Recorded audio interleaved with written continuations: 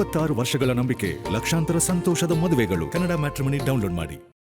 Bidadi township ಜಟಾಪಟಿ ಮುಂದುವರೆದಿದೆ. ಒಂದು ಕಡೆ ರೈತರು ಯೋಜನೆಯನ್ನು ವಿರೋಧಿಸಿ ಹೋರಾಟವನ್ನು ನಡೆಸ್ತಾ ಇದ್ದಾರೆ. ಹೋರಾಟದ ನಡುವೆ ಎರಡನೇ ಹಂತದ ಅಂತಿಮ ಅಧಿಸೂಚನೆ ಕೂಡ ಇದೀಗ ಹೊರಬೀಳುವಂಥ ಸಾಧ್ಯತೆ ಹೆಚ್ಚಿದೆ.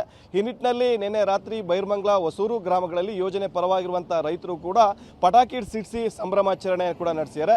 ಇವಳ ಬಗ್ಗೆ ಮಾತಾಡೋದಕ್ಕೆ ಹೊಸೂರು ಗ್ರಾಮ, ಬನೀರಿ ಗ್ರಾಮದ ಸಾಕಷ್ಟು ರೈತರು ಇದ್ದಾರೆ. ಇವರು ಯೋಜನೆ ಪರವಾಗಿರುವಂಥ ರೈತರು ಕಳೆದ ಕೆಲವು ದಿನಗಳಿಂದಲೂ ಕೂಡ ಬೈರ್ಮಂಗ್ಲದಲ್ಲಿ ಪ್ರತಿಭಟನೆ ಮಾಡ್ತಾ ಇದ್ದಾರೆ. ಪ್ರಮುಖವಾಗಿ ಇವರ ಒಂದು ಆಗ್ರಹ ಏನು ಅಂದರೆ ಆದಷ್ಟು ಬೇಗ ಈ ಒಂದು ಭೂಸ್ವಾಧೀನ ಮಾಡಿ ಪರಿಹಾರವನ್ನು ಕೊಡಿ ಅಂತ.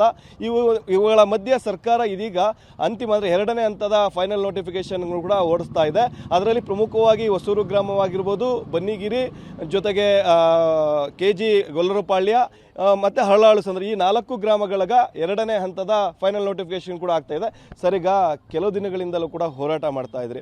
ಫಸ್ಟ್ ನೋಟಿಫಿಕೇಶನ್ ಜೂನ್ 11 ಆಯಿತು, 3 ಗ್ರಾಮಗಳಾಗಿತ್ತು. ಇತ್ತು ಎರಡನೇ ಫೈನಲ್ ನೋಟಿಫಿಕೇಶನ್ ಕೂಡ ಹೊರಬೀಳ್ತಾ ಇದೆ. ತಾವು ಕೂಡ ಹೊಸೂರು ಗ್ರಾಮದವರು, ತಮ್ಮದು ಎಷ್ಟು ಎಕರೆ ಇದೆ, ತಾವೇನು ಹೇಳ್ತೀರಿ ಸರ್? ಸರ್, ನಮ್ಮದು ಸಾಕಷ್ಟು ಜಮೀನಿದೆ. ಅದು ಮೊದಲನೇದಾಗಿ ಏನು ಈ ಒಂದು ನೋಟಿಫಿಕೇಷನ್ ಭೂಸ್ವಾಧೀನ ಪ್ರಕ್ರಿಯೆಗೆ ಸಂಬಂಧಪಟ್ಟಂಗೆ ನಮ್ಮ ಇಲ್ಲಿ ಬಂದಿರತಕ್ಕಂಥ ರೈತ ಮುಖಂಡರೇ, ಪತ್ರಿಕಾ ಮಾಧ್ಯಮದವರೇ, ಈಗ ಏನಾಗಿದೆ, ನಾವು ಅಣ್ಣ ತಮ್ಮದಿರಿಬ್ಬರಿದ್ದೀವಿ. ನಮ್ಮದು 60-70 ಎಕರೆ ಜಮೀನಿದೆ. ಇದು ಯಾರ ವಿರುದ್ಧವಾದ, ರೈತ ವಿರುದ್ಧವಾದ ಹೋರಾಟ ಅಲ್ಲ. ಇದು ನಮಗಾಗಿರ್ತಕ್ಕಂಥ ನೋವಿನ ವಿರುದ್ಧ ಹೋರಾಟ. ಇಲ್ಲಿ ಯಾವುದೇ ಅನ್ಯತಾ ಭಾವಿಸ್ತೆ ದಯವಿಟ್ಟು ರೈತರು, ಎಲ್ಲ ರೈತರು ಮನವಿ ಮಾಡ್ಕೊಳ್ಳೋದು, ನಾವು ಯಾರಿಗೂ ಕೂಡ ಯಾವುದೇ ವೈಯಕ್ತಿಕವಾಗಿ ಯಾವ ರೈತರ ಮೇಲೂ ವಿರೋಧ ಮಾಡಿ ಇದನ್ನು ಮಾಡ್ತಾ ಇರ್ತಕ್ಕಂಥಲ್ಲ. ನಮಗಾಗಿರ್ತಕ್ಕಂಥ 20 ವರ್ಷದಿಂದ ಆಗಿರ್ತಕ್ಕಂಥ ನಮ್ಮದೇ ಆದ ಭೂಮಿಗೆ ನಮ್ಮದೇ ಹೋರಾಟ ಆಗಿರ್ತಕ್ಕಂಥದ್ದಕ್ಕೆ ಇವತ್ತು ಎರಡನೇ ಹಂತದ ನೋಟಿಫಿಕೇಷನ್ ಆಗಿದೆ.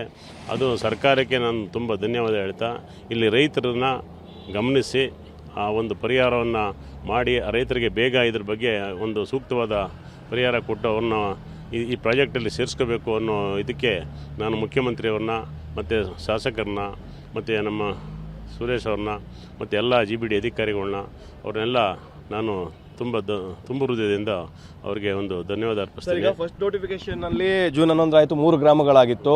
ಎರಡನೇ ನೋಟಿಫಿಕೇಶನ್ ಆಗಬೇಕು, ಎಲ್ಲವೂ ಕೂಡ ಭೂಸ್ವಾಧೀನ ಆಗಬೇಕು ಅಂತ ಹೋರಾಟ ಮಾಡ್ತಿದ್ರಿ. ಮತ್ತೊಂದು ಕಡೆ ಬೇಡ ಅಂತ ನಿಮ್ಮ ಭಾಗದ ರೈತರು ಹೋರಾಟ ಮಾಡ್ತಿದ್ರಿ. ನಿಮಗೆ ನಿರೀಕ್ಷೆ ಇತ್ತಾ ಸರ್ ಇವತ್ತು ಆಗುತ್ತೆ ನೋಟಿಫಿಕೇಶನ್ ನಮ್ಮ ಜಮೀನುಗಳೆಲ್ಲ ಅಂತ ನಿರೀಕ್ಷೆ ಇತ್ತಾ ಸರ್? ಹೇಗೆ ಅನಿಸ್ತಿದೆ ಸರ್? ನಿರೀಕ್ಷೆ ಇಟ್ಕೊಂಡೇ ನಾವು ಮಾಡಿದ್ದು, ನಿರೀಕ್ಷೆ ಇತ್ತು ನಮಗೆ. ಆದರೆ ಇನ್ನು 2 ಗ್ರಾಮ ಆಗಿಲ್ಲ, ಬೈರ್ಮಂಗ್ಲ ಮತ್ತು ಕಂಚಕಾರಳ್ಳಿ 2 ಆಗಿಲ್ಲ.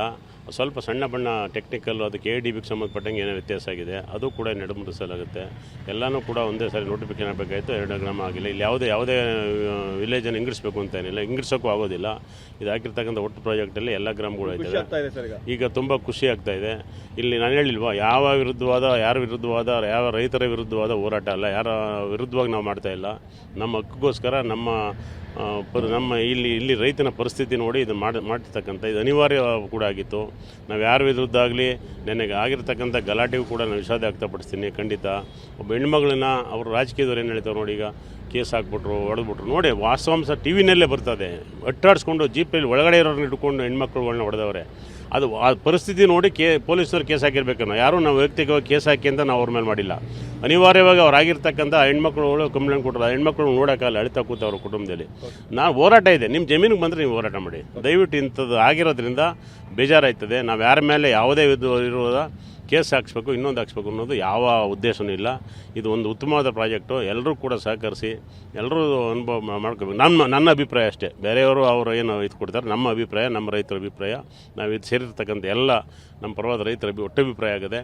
ಇದು ಯಶಸ್ವಿಯಾಗಿದೆ. ಇನ್ನೊಮ್ಮೆ ಮತ್ತೊಮ್ಮೆ ಸರ್ಕಾರಕ್ಕೆ ಧನ್ಯವಾದ ಹೇಳ್ತಾ ಮುಖ್ಯಮಂತ್ರಿಗೆ ಧನ್ಯವಾದ. ಪಟಾಕಿ ಸಿಡಿಸಿದ್ರಿ, ಸ್ಟೇಟಸ್ಗಳಿಗೆ ಹಾಕ್ಕೊಂಡಿದ್ದೀರಿ, ಏನು ಹೇಳ್ತೀರಿ ಸರ್? 20 ವರ್ಷಗಳ ರೆಡ್ ಝೋನ್ ಯುಗಕ್ಕೆ ನಿನ್ನೆ ರಾತ್ರಿ ಮುಕ್ತಿ ಕೊಟ್ಟಿದ್ದಾರೆ. ನಾವು ಈ ಮುಕ್ತಿ ಕೊಟ್ಟಂಥ ಸರ್ಕಾರಕ್ಕೆ ಧನ್ಯವಾದ ತಿಳಿಸ್ತೇನೆ.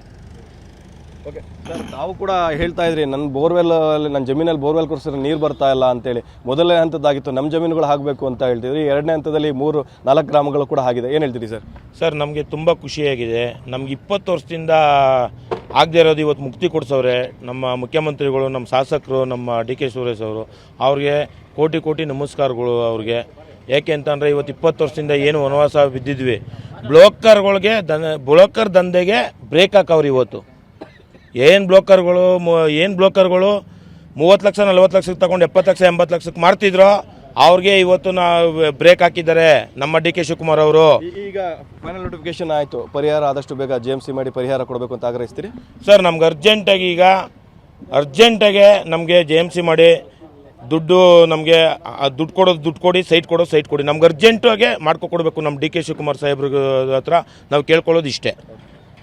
ಇದಿಷ್ಟು ಕೂಡ ಇದೀಗ ಎರಡನೇ ನೋಟಿಫಿಕೇಶನ್ ಏನಾಗಿದೆ, ಫೈನಲ್ ನೋಟಿಫಿಕೇಶನ್, ಆ ಭಾಗದ ರೈತರು ಹೇಳ್ತಾ ಇರುವಂಥದ್ದು ನಾವು 20 ವರ್ಷದಿಂದ ವನವಾಸವನ್ನು ಮಾಡ್ತಾ ಇದ್ವಿ, ಈ ನಿಟ್ಟಿನಲ್ಲೇ ಹೋರಾಟ ಮಾಡ್ತಾ ಇದ್ವಿ. ಹೀಗಾಗಿ ಎರಡನೇ ನೋಟಿಫಿಕೇಶನ್, ಫೈನಲ್ ನೋಟಿಫಿಕೇಶನ್ ಆಗಿರುವಂಥದ್ದಕ್ಕೆ ಸರ್ಕಾರಕ್ಕೆ CM ಡಿ ಕೆ ಶಿವಕುಮಾರ್ ಅವರಿಗೆ ಅಭಿನಂದನೆ ಸಲ್ಲಿಸ್ತೀವಿ. ಬೇಗ JMC ಮಾಡಿ ನಮಗೆ ಪರಿಹಾರವನ್ನು ಕೂಡ ಕೊಡಬೇಕು ಅನ್ನುವಂಥದ್ದನ್ನ TV9 ಜೊತೆ ಹಂಚಿಕೊಂಡಿರುವಂಥದ್ದು. ಕ್ಯಾಮ್ರಾ ಪರ್ಸನ್ ಸಂದೀಪ್ ಜೊತೆ ಪ್ರಶಾಂತ್, TV9 ರಾಮನಗರ. 26 ವರ್ಷಗಳ ನಂಬಿಕೆ, ಲಕ್ಷಾಂತರ ಸಂತೋಷದ ಮದುವೆಗಳು. ಕನ್ನಡ ಮ್ಯಾಟ್ರಿಮನಿ ಡೌನ್ಲೋಡ್ ಮಾಡಿ.